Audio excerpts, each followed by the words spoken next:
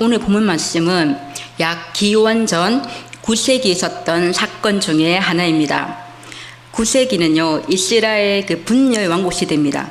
그래서 북부에는 이스라엘 왕국이 있고 남부에는 유대 왕국이 존재했습니다. 이 본문은 약 9세기 북이스라엘 오므리 왕조의 마지막 왕인 여호람 시대의 사건입니다. 여호람은 아합 아시죠? 아합과 이세벨의 아들로 형 아하시아의 뒤를 이어서 북이스라엘의 9대 왕이 됩니다. 아합의 아들 여호람은 자신의 부모님 아합과 이세벨처럼 큰 악을 행하지는 않았습니다. 아버지 아합이 만든 바알의 우상들을 없애버렸지만 모두 다 없애버리지는 못하였고, 열왕기하 3장 3절에 보면 이 여호람에 대하여 그러나 그가 느밧의 아들 여로보암이 이스라엘에게 범하게 한 그 죄를 따라 행하고 떠나지 아니하였다라고 기록되었습니다. 즉 여호람은 아버지 아합과 어머니 이세벨처럼 큰 악을 행하지는 않았지만 그 악의 길에서 죄를 따라 행하고 그 죄에서 떠나지는 않았다라고 기록하고 있는 것이죠. 이처럼 그 북이스라엘 여호람이 치리하고 있던 그 시대는 우상 숭배로 만연하고 죄를 따라 행하고 있던 시절입니다. 하나님의 사람 엘리사 선지자를 통하여 역사하신 하나님의 일하심의 그 사건, 기적, 그것이 바로 오늘 말씀입니다.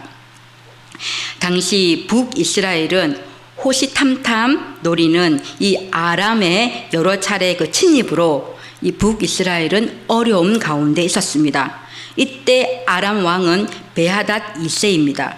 8절 말씀인데요. 8절 말씀 같이 한번 읽어보겠습니다. 8절 말씀입니다. 그때에 아람 왕이 이스라엘과 더불어 싸우며 그의 신복들과 언언하여 이르기를 우리가 아무데 진을 치리라 하였더니, 그때는 아람 왕이 이스라엘과 전쟁을 하고 있던 무렵을 뜻합니다. 팔레스타인의 그 북동쪽에 위치한 아람 왕이 이스라엘을 치기 위하여 그의 신복들과 언언을 나누었죠. 그래서 아무데에다가 진을 치자라고 말합니다. 이 아무데에다가 진을 친다는 것은 이스라엘을 기습할 장소, 그 아무데를 정하고 거기다가 아람의 군사들을 매복시켜서 이스라엘을 기습 공격하자, 그래서 승리케 하자라는 것이죠. 그런데 어떤 일이 일어났습니까? 9절에 보면 엘리사가 아람의 기습 공격 작전을 어떻게 알았는지 모두 다 알고 이스라엘 왕에게 사람을 보내어서 이 아람 군사가 진을 칠 곳이 이 아무데이니 이스라엘 왕은 이곳으로 지나가지 마십시오 라고 기가를 보냈다는 것이죠. 그래서 이스라엘 왕은 이 아람 왕과 신복들과 언언한 그 아무데를 더욱 군사적으로 경계를 강화시켰고, 그래서 번번이 아람의 기습 공격 작전은 실패로 돌아갔습니다. 그렇게 하기를 한두 번이 아니었다는 것이죠. 거듭 실패로 돌아가자 급기야 아람 왕은 번뇌하며 화가 났습니다. 11절 말씀 같이 한번 읽겠습니다. 11절 말씀입니다. 이러므로 아람 왕의 마음이 불안하여 그 신복들을 불러 이르되 우리 중에 누가 이스라엘 왕과 내통하는 것을 내게 말하지 아니하느냐 하니, 아람 왕은 번뇌하여 신복들을 불러서 말했죠. 우리의 모든 계획을 이스라엘 왕에게 쪼르르 달려가서 말하는 스파이가 누구인가 고하라 라는 것이죠. 아람 왕은 계획한 작전이 거듭 실패하자 맹렬하게 화를 내며 부하들을 추궁하는 것이었습니다. 11절에 마음이 불안하여에 쓰여진 동사는 폭풍이라는 단어에서 유래되었습니다. 폭풍이 일어나면 물결이 요동치고 맹렬히 흔들리는 것처럼 아람 왕의 마음에 폭풍이 일어나서 불안하여지고 화를 내며 섣불리 단정을 하고 분노의 감정을 그대로 드러내고 있는 것이죠. 그의 아람 왕의 신복 중에 한 사람이 말합니다. 아닙니다. 우리 중에 스파이가 있는 것이 아니고 북이스라엘의 엘리사라는 선지자가 왕이 침실에서 하시는 말씀을 다 듣고 이스라엘 왕에게 미리 장소를 알려주어서 대비하게 하니 우리의 작전이 다 실패로 돌아간 것입니다. 왕의 침실에서 하시는 말씀을 엘리사가 다 듣는다는 것은 가장 은밀한 곳이 침실 아닙니까? 가장 은밀한 곳에서 이루어지는 빌미스런 그런 것조차도 엘리사 선지자에게는 숨길 수 없다는 뜻입니다. 아무리 이스라엘을 공격해도 이길 수 없는 이유가 아람 왕의 심중을 꿰뚫어 보는 선지자 때문이라고 적들의 입술을 통해 드러난 것은 매우 놀라운 일이죠. 이는 적들이 하나님의 역사심을 인정한다는 것이죠. 자신의 기습 공격 작전이 매번 실패한 이유를 알게 된 아람 왕은 이제 작전에 바꾸어서 엘리사를 공격하려고 합니다. 대규모의 병거를 모으고 또 많은 병사들을 급파하여 밤새도록 엘리사가 살고 있는 도단 성읍으로 갑니다. 새벽쯤에 도착해서 도단 성읍 사방을 이 아람 군대가 포위를 하는 것이죠. 선지자 한 사람을 잡기 위해서 그렇게 합니다. 그래서 그 다음 말씀 15절에서 20절은 보이지 아니하는 세계를 보는 것에 대한 기적을 다루고 있는데요. 아침 일찍 밖으로 나가 그 상황을 목격하게 된 엘리사의 사환이 있었습니다. 그 사환은 자신의 이 도단 성읍에 완전히 둘러싸고 있는 이 아람의 군사들을 보고 걱정과 두려움, 탄식 속에 엘리사에게 막 알리는 거죠. 그 말씀이 15절 말씀입니다. 15절 말씀 함께 읽겠습니다. 하나님의 사람의 사환이 일찍이 일어나서 나가보니 군사와 말과 병거와 성읍을 애워쌌는지라. 그의 사환이 엘리사에게 말하되 내 주여 우리가 어찌하리까 하니 내 주여 우리가 어찌하리까. 엘리사의 사환이 절규하고 있는 모습입니다. 사한은 도단성을 둘러싼 아람 군대를 보고 곧 아람 군대로 인하여서 자신이 죽임을 당하거나 포로로 끌려갈 것을 예상하여 엘리사 선지자를 향하여 절규하고 있는 모습입니다. 이 일이 일어난 때는 언제입니까? 하나님께서는 세움받게 하신 왕들이 하나님께서 세움받게 하신 그 왕들이 여호와 보시기에 악하고 여호와의 길을 저버릴 때였고 이 시기는 전쟁 가운데 있었고 갈등 가운데 있었던 시기입니다. 영적으로는 암울한 시대였습니다. 여기서 영적으로 암울한 시대의 주인공은 누구입니까? 오늘 본문 말씀에 이 15절까지 등장하는 인물들이 나옵니다. 누가 나오냐면 암몬 왕도 나오고 이스라엘 왕도 나오고 엘리사의 사원도 나오고 아람 왕의 신복 중에 한 사람도 나오고 엘리사도 나옵니다. 이 암흑한 이 영적으로 암흑한 시대의 주인공은 누구일까요? 분명 여기서 말하는 암몬 왕은 베하닷이세입니다. 당시 북이스라엘의 왕은 아합의 아들 요호람입니다. 엘리사의 사한은 그의 사한인 게하시이든지 아니면 그가 가르치는 제자 중에 한 사람일 것입니다. 그런데 오늘 본문에 보면 암몬 왕의 이름도 기록되어 있지 않고 이스라엘 왕의 이름도 엘리사 선지자 사한의 이름도 나오지 않습니다. 8절을 한번 보십시오.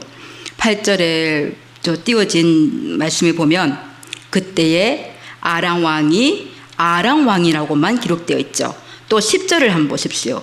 10절에 보면 이스라엘 왕이 해서 이스라엘 왕이로만 기록되어 있고 여호람이라는 이름은 드러내지 않고 있습니다. 15절에 보십시오. 하나님의 사람의 사환이라고만 기록되어 있죠. 그러나 엘리사 선지자의 호칭에 관련되어서는 다르게 기록되어 있습니다. 9절에 보십시오. 하나님의 사람이. 10절에도 보면 하나님의 사람이. 12절에 보면 이스라엘 선지자 엘리사가. 15절에도 하나님의 사람이. 그리고 쭉 16절 이하에도 기록된 말씀을 보면 엘리사라는 이름의 호칭이 계속적으로 이 본문 말씀에 기록되어 있습니다. 이 말씀의 보건대 이 하나님께서는 누구에게 집중하고 있습니까? 누구죠? 그렇습니다. 엘리사입니다. 하나님의 사람 엘리사. 엘리사는 그 시대, 암흑기 시대의 주인공이었다는 것입니다. 믿음의 사람, 신앙의 사람, 주인공이었다는 것이죠.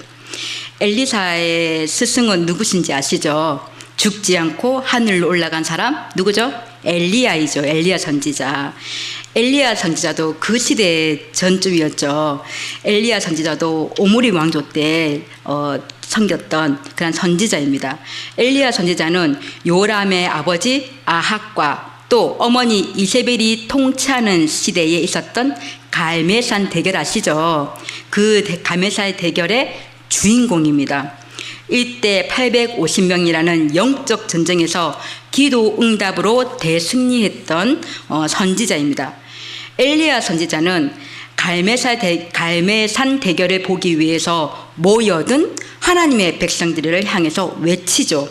열왕기상 18장 21절에 보면 너희가 어느 때까지 둘 사이에서 머뭇하려느냐. 여호와가 만이 너희 하나님이면 그를 따르고 바알이 만이 너희 하나님이면 그를 따를지어다 하니 백성이 말 한마디도 대답하지 아니하는지라. 열왕기상 18장 24절에 보면 엘리야 선지자는 담대함으로 또다시 이 암흑기 시대에 선포합니다. 너희는 너희 신의 이름을 부르라. 나는 여호와의 이름을 부르느니 이에 불로 응답하는 신 그가 하나님이니라. 아멘.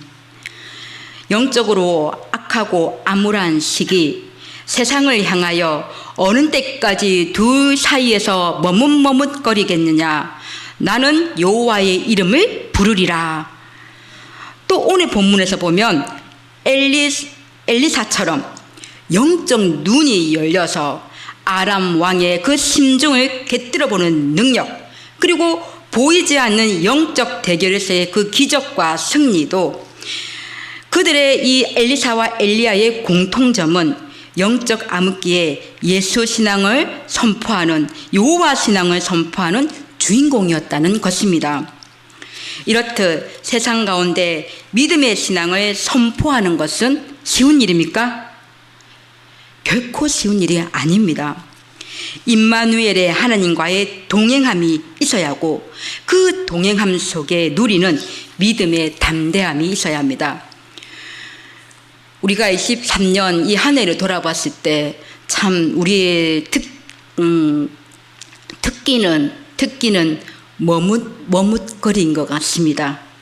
이것도 아니고 저것도 아니고 교회 오면 하나님께로, 또 세상 속으로, 가정 속으로, 이웃 속으로 가면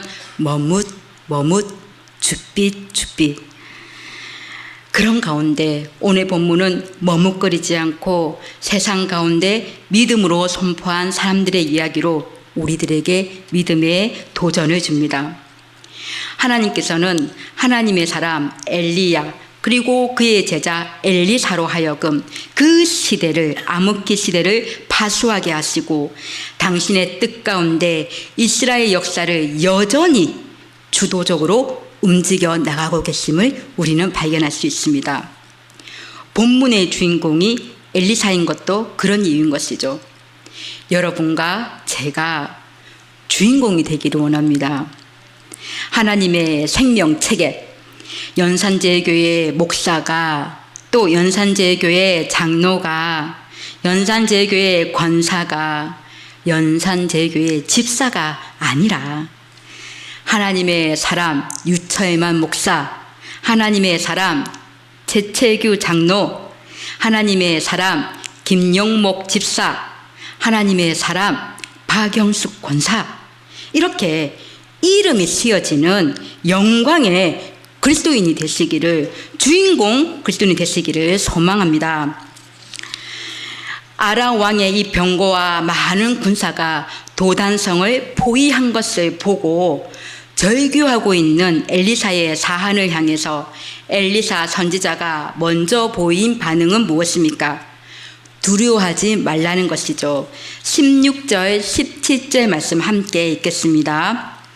대답하되 두려워하지 말라. 우리와 함께한 자가 그들과 함께한 자보다 많으니라 하고 기도하여 이르되 여호와여 원하건대 그의 눈을 열어서 보게 하옵소서 하니 여호와께서 그 청년의 눈을 여심에 그가 보니 불말과 불병거가 산에 가득하여 엘리사를 둘렀더라. 아멘.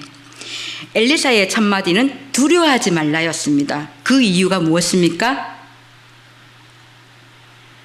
아람 군대편에 서 있는 사람들보다, 그렇죠, 엘리사의 편에 선 천군 천사들이 더 많다는 것입니다. 엘리사는 기도합니다. 엘리사가 여호와 하나님께 기도하는 제목은 사한의 눈을 열어서 볼 수 있게 해주십시오 라는 것입니다. 그러자 그의 사한도 보기 시작합니다. 엘리사를 둘러 에워싸고 있는 불말과 불병거가 사한의 눈에 보이기 시작합니다. 전쟁이 일어나는 현장에 또 다른 보이지 않는 시체가 있음을 드러내주는 것입니다. 그들은 다름 아닌 하나님의 군대 불말과 불병거였습니다. 이는 바로 하나님의 능력과 하나님의 군대를 상징하는 것입니다. 하나님의 사람에게는 하나님의 군대가 늘 함께 합니다. 야곱이 외삼촌 라반을 떠나서 고향으로 되돌아올 때 야곱은 두려움 속에 쌓여 있었습니다. 외삼촌 라반에게서도 쫓기고 있었고 또 형인 에서에게서도 쫓기고 있었기 때문이죠. 장자권과 축복권을 가로챈 동생 야곱을 향하여 형 에서가 20년 동안 복수의 칼을 갈다가 야곱에게로 돌아오고 있다라고 야곱은 생각했기 때문이죠. 야곱은 고향에 점점 가까울수록 분노에 가득 찬 그 에서의 형의 얼굴이 마치 거인 골리앗처럼 야곱에게 다가왔을 것입니다. 창세기 32장 1절 2절에 보면 야곱은 이 두려움 가운데 군대를 보내신 하나님을 만납니다. 창세기 32장 1절 2절 말씀입니다. 야곱이 길을 가는데 하나님의 사자들이 그를 만난지라. 야곱이 그들을 볼 때에 이르기를 이는 하나님의 군대라 하고 그 땅 이름을 마하나임이라 하였더라. 아멘. 에서에 관한 두려움으로 가득 찬 하나님의 사람 야곱을 보호하기 위해 하나님은 당신의 군대를 보내어서 철통같이 야곱을 지키고 계셨습니다. 하나님께서는 당신의 자녀들에게 다가오는 모든 영적 전쟁의 위험과 두려움에서 하나님께서는 그 자녀를 향하여 군대를 보냈습니다. 배우인 최필림 성도 부부가 있는데요. 올해 4월경에 CBS 새롭게 하소서에 나와서 간증하는 시간이 있었습니다. 저도 이 새롭게 하소서에 보면서 최필립 배우라는 거 처음 알았는데요. 이분은 독실한 불교도인 배우였고, 그렇지만 예수님을 믿게 되었고 2017년도에 기독교인 모태신앙을 가진 비연예인과 결혼하여서 2019년도에는 딸을, 또 작년에는 아들을 선물로 얻었습니다. 그런데 지난해 2월에 태어난 둘째 아들이 생후 4개월 만에 간모세포증 사기라는 간암 사기 진단을 받았습니다. 겨우 생후 4개월에. 그때로부터 이 아이와 부모의 그 소아암 투병이 시작되었는데, 감기면 어떻습니까? 2주 뒤에 퇴원하면 되지 않습니까? 그런데 이제 암 투병으로 병원에 입원하게 되었고, 이 병원에서 언제 퇴원할지 기약이 없는 이 치료 생활, 그 끝없는 싸움이라고 생각하니 이 부모나 아이도 너무도 힘들었던 병원 생활이라고 이렇게 얘기를 하더라고요. 그런데 아무것도 모르는 생후 4개월의 이 아이가 이것저것 검사를 받을 때마다 또 주렁주렁 온몸에 달려있는 링겔줄을 보면서 아무것도 해줄 수 없는 아빠 마음에 너무나 아프고 너무나 두렵고, 그래서 너무나 이제 두려운 가운데 기도도 나오지 않는 상황이었다라고 간증하더라고요. 이때에 모태신앙이었던 엄마는 기도로 나아갔고 또 말씀으로 나아갔고, 말씀과 기도와 씨름하면서 그는 하나님으로부터 요한복음의 말씀을 받았습니다. 거기서 하나님의 마음을 알게 되는데요. 눈이 먼 아이에게 이게 누구의 죄이냐라고 이제 물었을 때, 아이의 죄입니까? 또 부모의 죄입니까? 라고 물었을 때 예수님께서 말씀하셨죠. 아이의 죄도 부모의 죄도 아니고 하나님의 영광을 드러냈습니다. 그 때문이다. 처음에 이 최필립 성도의 아내는 왜 내 아이에게 이런 일이 일어났는가? 나의 죄 때문인가? 내 남편의 죄 때문인가? 내가 태교를 잘못해서 그런가? 스스로에 대한 분노와 또 남편에 대한 분노와 이 화로 혼란한 그런 감정으로 그가 온 그 감정을 가득 찼는데, 이 요한복음의 말씀을 통해서 그는 자신 안에 있던 모든 분노와 화가 쇠사슬이 끊어지는 것처럼 그러한 끊어지는 경험을 하게 되었고, 아하, 이것은 하나님의 드러냈습니다. 이것은 하나님의 주권 아래에 있는 것이다. 그래서 하나님을 만나야겠다 하며 하나님과의 동행이 그때로부터 시작되었답니다. 이 부부의 간증에서 제가 잊지 못하는 부분이 있습니다. 참으로 이제 그 최필립 성도님이 이렇게 간증을 하는데, 이제 코로나 시대니까는 혼자서 병원 투병 생활을 해야 하는 거예요. 그때 참 신기한 것이, 이 아들 이름이 도훈인데, 도훈이가 조직 검사를 하면서도 또 독한 항암 치료를 하면서도 수술을 할 때에도 그때는 창백하고 얼굴이 창백해서 정말 아픈 아이 같았는데, 정말 신기하게도 그 다음 날 되면 아이가 방긋방긋 웃고 있다는 것입니다. 그것이 너무 신기했다 하더라고요. 그래서 그 이야기를 아내에게 했고, 아내로부터 하나님께서 보여주신 환상 이야기를 들을 수 있었습니다. 아내가 말하기를, 괜찮아, 하나님께서 지켜주셔. 수술방에 만군의 천사들이 팔짱을 끼고 거기서 우리 도훈이를 지켜주시고 계신 거야. 그 환상을 하나님과의 인지함 속에서, 기도 속에서 그 어머니는 그것을 알게 되었고 그 말을 했다 하더라고요. 그래서 그 최필립 성도는 그렇다, 하나님의 보호로 아이가 이기고 있구나, 믿음의 확신을 가졌다고 그래 하는 그 최필립 성도의 간증을 잊을 수가 없습니다. 하나님이 늘 함께 해주십니다. 그의 군대로, 그의 천군 천사로 함께 주님의 자녀들에게 함께 해주신다는 것이죠. 오늘 뉴스 기사에서는 최필립님의 아들 도훈이가 간암 사기 치료 종결 1년을 맞아서 오늘 12월 17일이네요. 오늘 뉴스 그 기사에 슈퍼맨이 돌아왔다의 출연료를 모두 다 기부했다는 소식의 기사를 보았습니다. 예수님이 성육신으로 오시기 전 700년 전에 이사야 선지자는 하나님의 아들 예수 그리스도의 탄생을 대언했지 않습니까? 이사야 7장 14절 말씀에 대언하셨죠. 그러므로 주께서 친히 징조를 너희에게 주실 것이라. 보라, 처녀가 잉타하여 아들을 낳을 것이요 그의 이름을 임마누엘이라 하니라. 아멘. 임마누엘의 하나님이십니다. 영적으로 악하고 어두운 시대, 하나님 자녀의 영적 전쟁을 위해 임마누엘의 하나님이 그의 군대와 함께 하신다는 것입니다.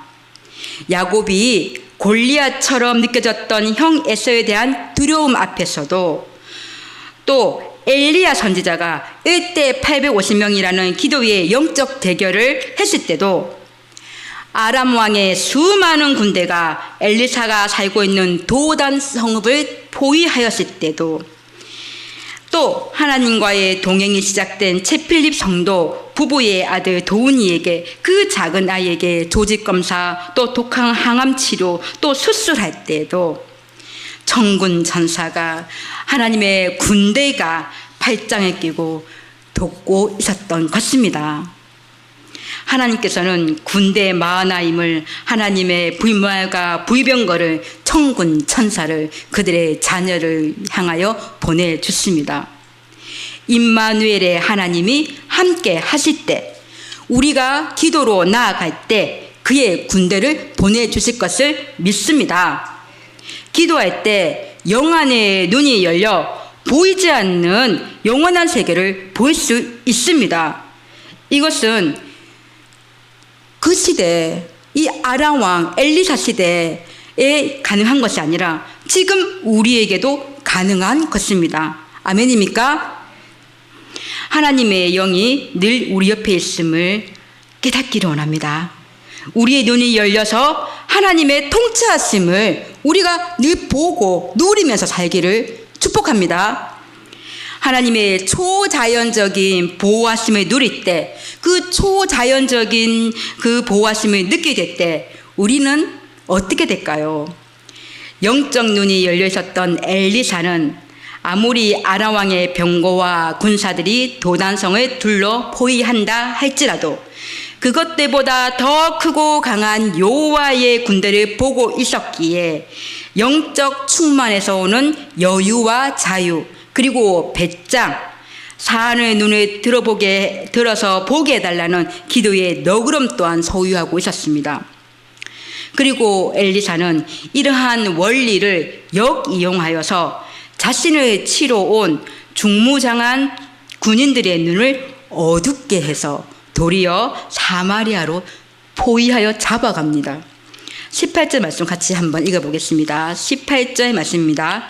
아람 사람이 엘리사에게 내려오매 엘리사가 여호와께 기도하여 이르되 원하간대 저 무리의 눈을 어둡게 하옵소서 하매 엘리야의 말대로 그들의 눈을 어둡게 하신지라. 아멘.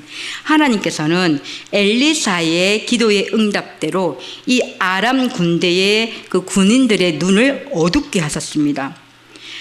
하나님께서는 사람의 영적, 육적 눈을 밝기도 하시고 어둡게도 하시는 분이시죠. 이 어둡게 한다는 것은 소경의 상태가 되었다는 것을 의미하는 것이 아니라 판단력이 혼미해진 상황을 얘기하고 있습니다. 19절 말씀 함께 읽겠습니다. 19절 말씀입니다. 엘리사가 그들에게 이르되 이는 그 길이 아니요 이는 그 성읍도 아니니 나를 따라오라. 내가 너희를 인도하여 너희가 찾는 사람에게로 나아가리라 하고 그들을 인도하여 사마리아에 이르니라. 이 모습은 아주 우스꽝스러운 모습입니다. 아람 군대가 엘리사 선지자를 잡으러 왔는데 역으로 엘리사 선지자가 무장한 아람 군대를 데리고, 눈이 어두워졌죠. 그들을 데리고 너희들이 찾는 사람이 있지, 내가 그쪽을 인도해 줄게 하고 나를 따라온나 라고 엘리사가 얘기를 했고 그 아람 군대를 사마리아 성으로 데리고 갔습니다. 당시 북이스라엘 수도는 사마리아 아닙니까? 아람 군대에게 북이스라엘 수도 사마리아는 심판의 자리입니다. 엘리사 선지자가 머물고 있는 도단에서 또 수도 사마리아 위까지 올라가는 데는 19km입니다. 19km에 따라 아람 군대는 엘리사를 따라서 눈이 어두운 채로 태연히 사마리아로 걸어갔다는 것이죠. 19km면 가장 빠른 직선거리로 계산했을 때 우리 교회에서 시청을 지나 부전역, 가야역, 사상 IC를 지나 김해 국제공항까지 가는 거리가 18km입니다. 걸어서 5시간 걸리는 거리인데요. 엘리사 선지자 시대는 평평한 길이 아니었을 테니 더 오랜 시간 동안 무장한 아람 군대가 선지자 엘리사를 따라서 우스꽝스러운 모습으로 사마리아 성으로 갔다는 것이죠. 그들이 사마리아에 들어갔을 때 엘리사는 또 기도합니다. 20절 말씀 함께 읽겠습니다. 사마리아에 들어갈 때에 엘리사가 이르되 여호와여 이 무리의 눈을 열어서 보게 하옵소서 하니 여호와께서 그들의 눈을 여심에 그들이 보니 자기들이 사마리아 가운데에 있더라. 아멘.